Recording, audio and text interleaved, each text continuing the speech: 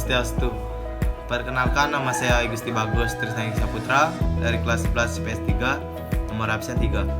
Di sini saya akan mempresentasikan tentang penyakit HIV dan AIDS. HIV/AIDS adalah suatu penyakit menular yang paling berbahaya di dunia. Di negara Indonesia, penyebaran dan penularan HIV paling banyak disebabkan melalui hubungan intim yang tidak aman dan bergantian menggunakan jarum suntik yang tidak steril saat memakai narkoba.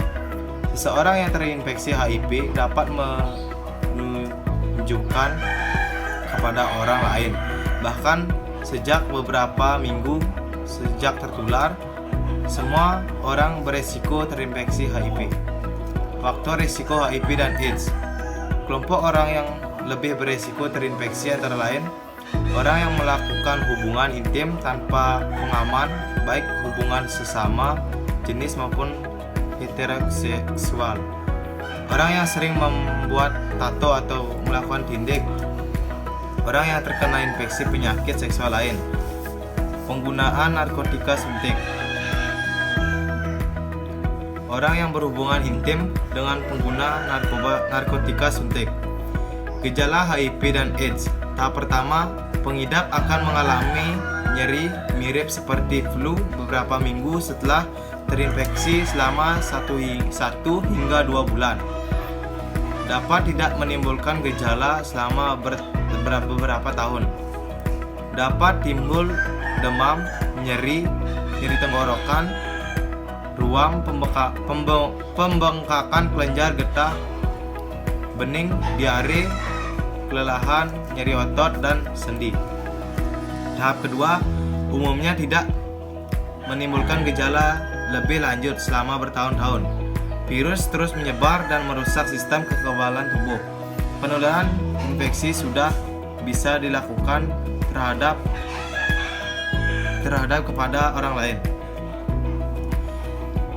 Tahap ketiga, daya tahan pengidap rentan sehingga mudah sakit dan akan berlanjut menjadi AIDS. Demam terus-menerus lebih dari 10 hari, merasa lelah setiap saat, sulit bernapas, diare yang berat, dan dalam jangka waktu yang lama. Terjadi infeksi jamur pada tenggorokan, mulut, dan vagina. Timbul bintik ungu pada kulit yang tidak akan hilang. Hilangnya nafsu makan sehingga berat badan turun drastis. Pencegahan HIV dan AIDS.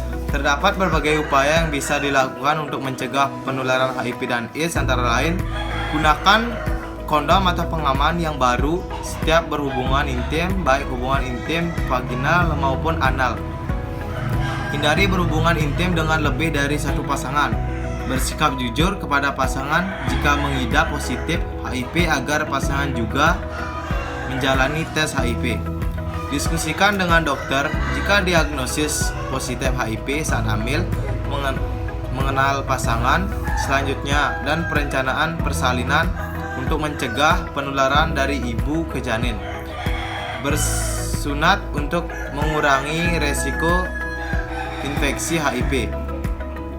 Jika menduga baru saat terinfeksi atau tertular virus HIV, seperti setelah melakukan hubungan dengan pengidap HIV, maka harus segera ke dokter agar bisa mendapatkan pengobatan post-exposure